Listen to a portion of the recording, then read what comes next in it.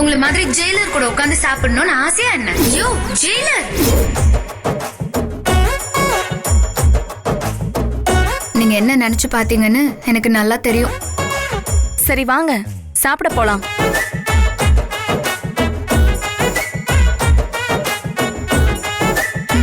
Super டா ராகவ், சாப்பிடலாங்கிற முடிவை கூட கண்ணாலேயே பேசிதான் எடுப்பீங்க போல. கல்யாணம் ஆன புதுசுல அப்படிதான் இருப்பாங்க. கொஞ்ச நாள் ஆச்சுன்னா நம்மள மாதிரி மாறிடுவாங்க. சரி வாங்க வாங்க சாப்பிட போலாம். வா ராகவ். வாங்க வாங்க அபி.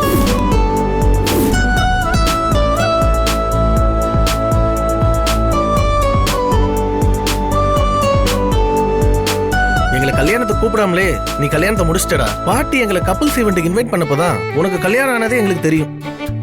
அதான் உன்னை கூப்பிட்டு பயங்கரமா டோஸ் விட்டேன். பாட்டி உங்களை ஈவென்ட்க்கு கூப்பிட்டு இருந்தாங்களா? நீங்களும் வந்திருக்கலாம்ல, சூப்பரா இருந்திருக்கும். நாங்க மலேசியா போயிருந்தோம் அபி, அதான் வர முடியாம போச்சு, மிஸ் பண்ணிட்டோம். ஆமா அபி, நீங்க என்ன பண்றீங்க? நாங்க கோயம்புத்தூர்ல கடை வச்சிருந்தோம். அப்புறம் அங்க ஒரு பிரச்சனைன்னு சென்னைக்கு வந்தோம்.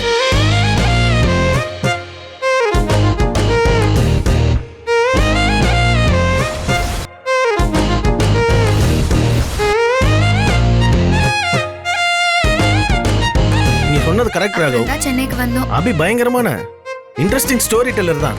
நான் சொன்னதெல்லாம் கதை இல்லைங்க, நிஜம்தான்.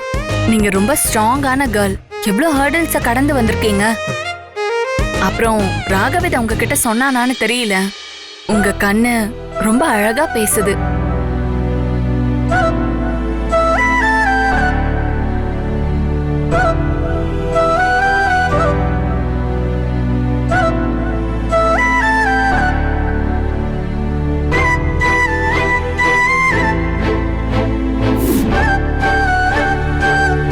சாப்பாடு எல்லாமே சூப்பருங்க.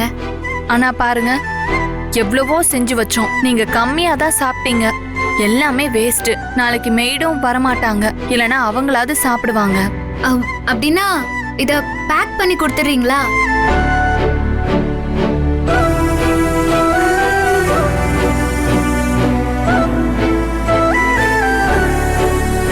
இல்ல, நாங்க வரப்போ சாப்பாடுக்காக சில பேர் தெருவுல உட்கார்ந்துட்டு இருந்தாங்க.